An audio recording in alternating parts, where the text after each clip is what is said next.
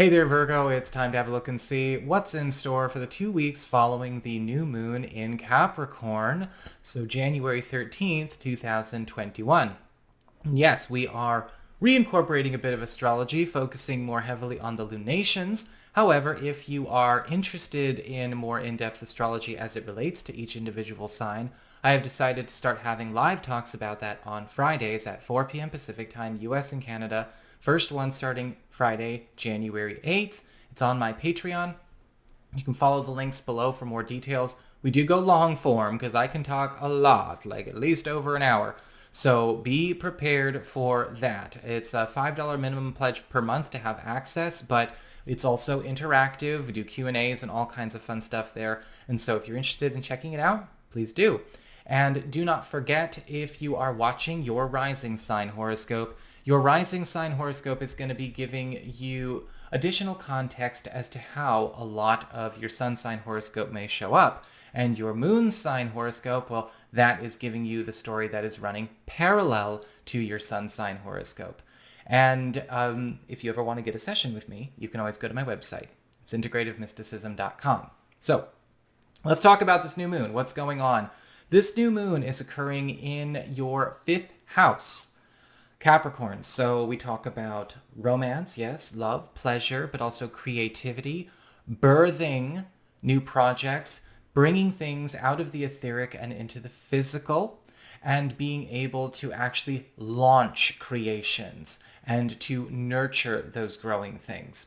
And this new moon is giving you an opportunity to actually have a new romance or a new relationship, sure, or a new creation actually really get underway during this 2-week period. Now, this could be bringing new people into your life, or this could absolutely be maybe opening up a new chapter in an existing love relationship.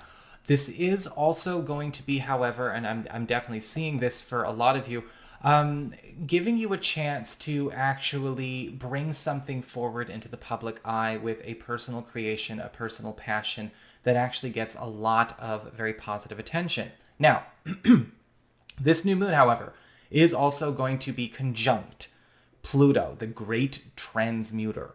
And so we are going to be finding that whatever is coming in is also going to override, overwrite, and displace something that maybe we are used to having in our life on the everyday, or something that we have been known for, or something that has been, that we've at least carried into 2021.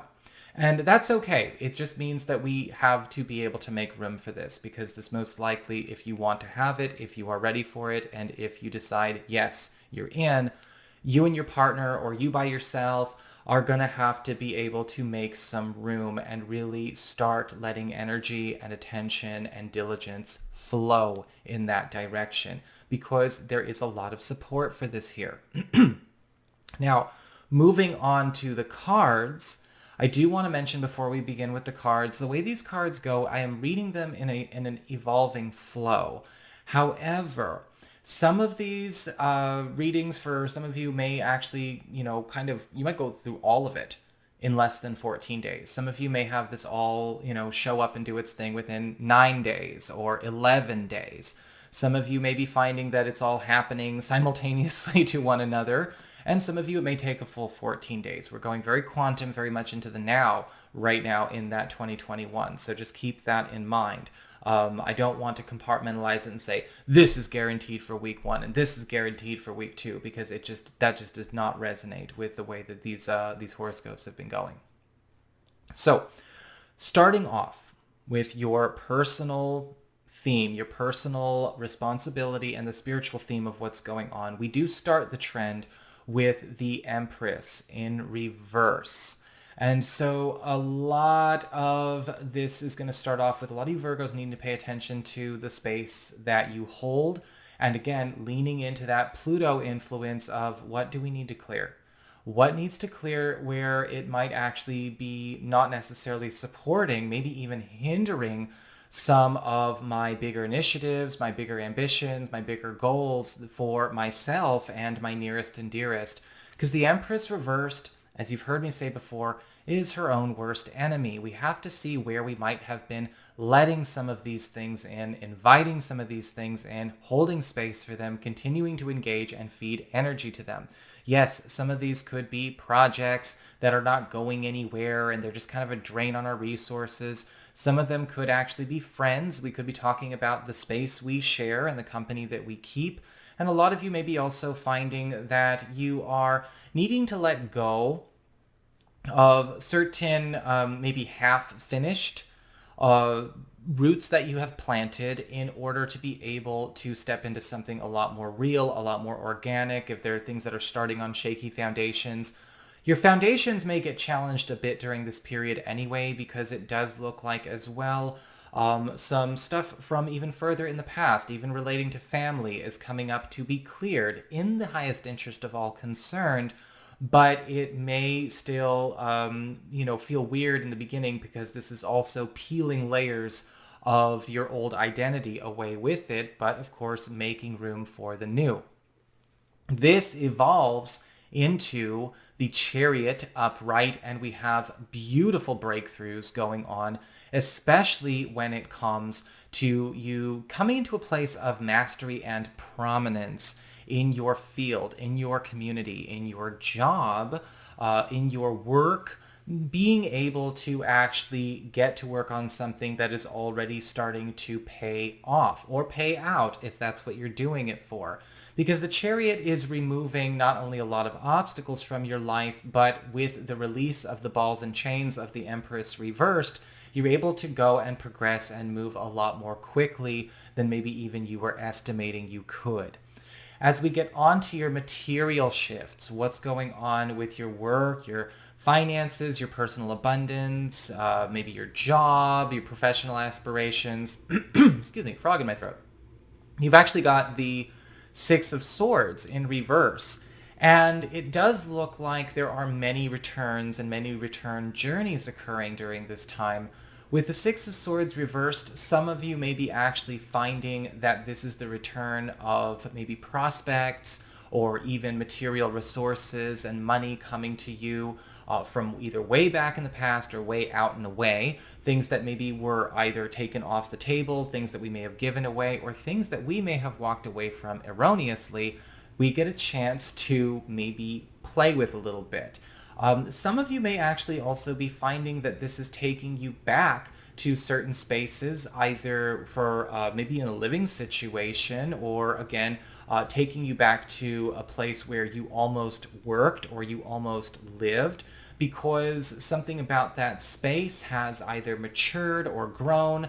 If we never actually went there in the first place, it might have been something we took a glance at, something that we had played around with before. It was a prospect. It was blipping up up on the radar, but it never really got to sink in. A lot of things are turning around and coming back to you for a very prosperous reconsideration, and I definitely recommend you at least hear them out, if not, try them on for size.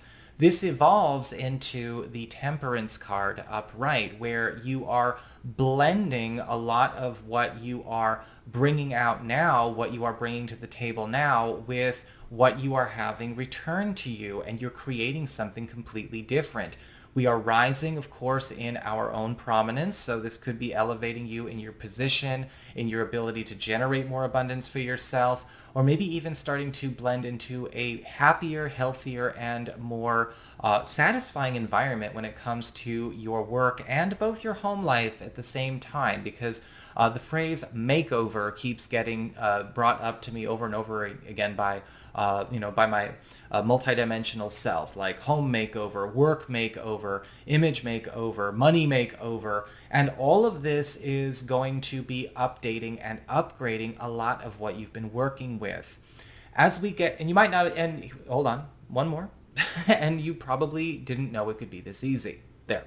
Moving on.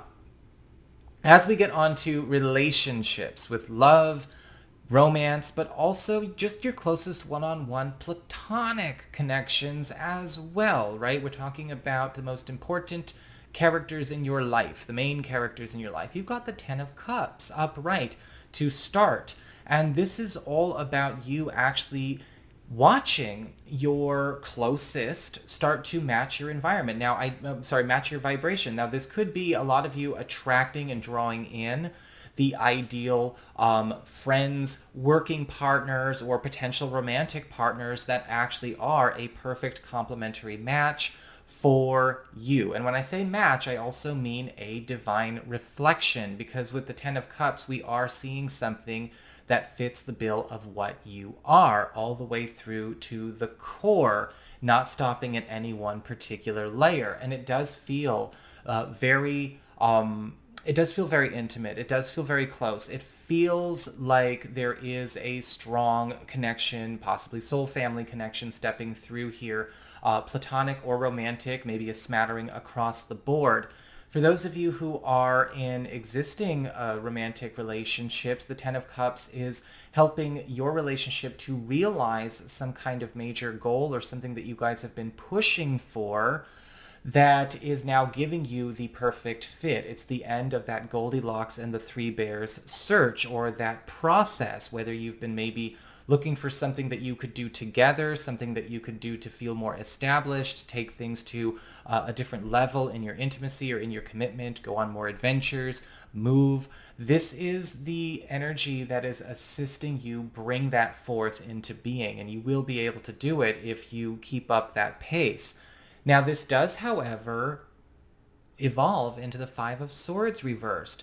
Now that we're seeing how good it can be and how close and how free-flowing and how reverent these communications are, how easy even on the platonic friends and family side of things can be with these new love languages, this deep, close intimacy.